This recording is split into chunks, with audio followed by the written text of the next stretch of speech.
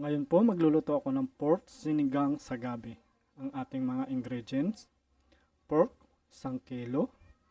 Yung pong ating gabi, onion, 1 piraso, tomato, 4 na piraso, salt, sili na green, 2 piraso, at yung pong ating okra o ladyfinger, yung ating string beans o sitaw.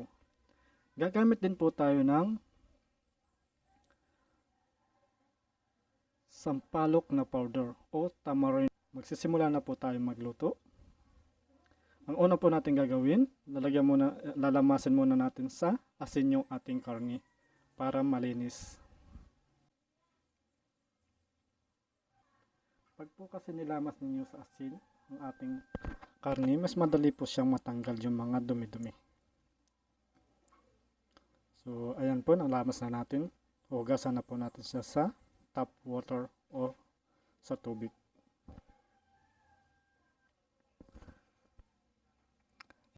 Ayan po, sa isang kaserola, nagpainit na po tayo ng tubig. Ilalagay na po natin yung sibuyas at kamatis.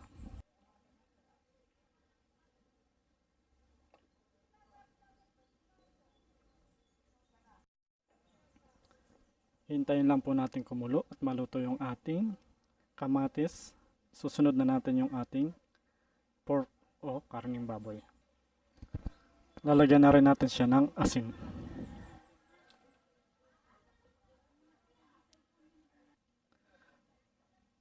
Ayan po, luto na po yung ating kamatis o tomato. Lalagay na po natin yung ating pork o karning baboy.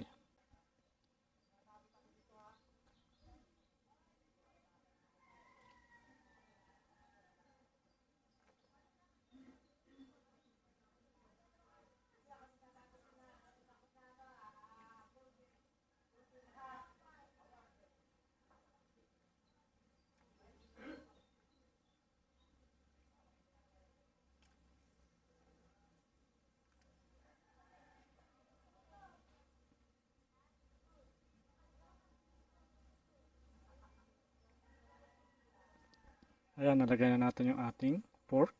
Hintayin na lang natin siyang lumambot.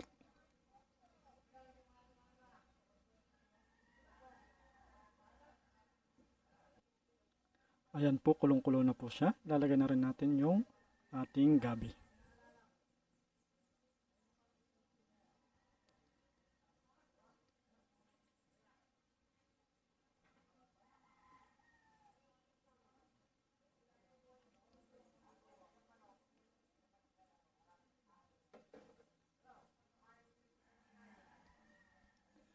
After po niya maluto,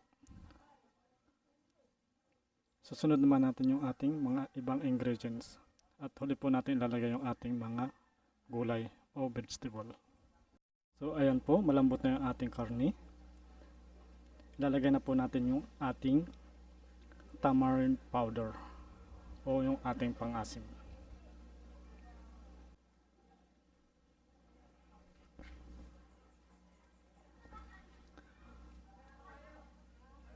After po natin matimplahan, ilalagay naman natin yung ating mga vegetable.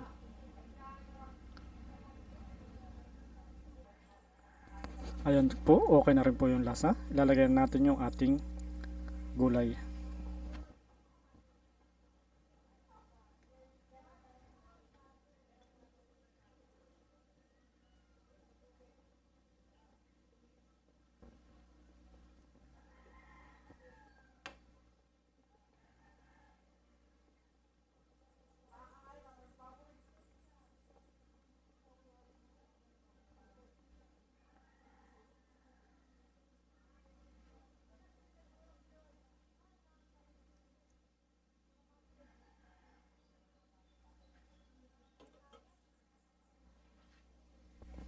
Hintayin lang po natin mahapkok yung ating gulay at luto na po ang ating pork sinigang sa gabi. Ayan po, luto na po yung ating gulay, half-cook na po siya. Lilipat na natin siya sa serving bowl. Ready to serve na po ang ating pork sinigang sa gabi. Maraming salamat po.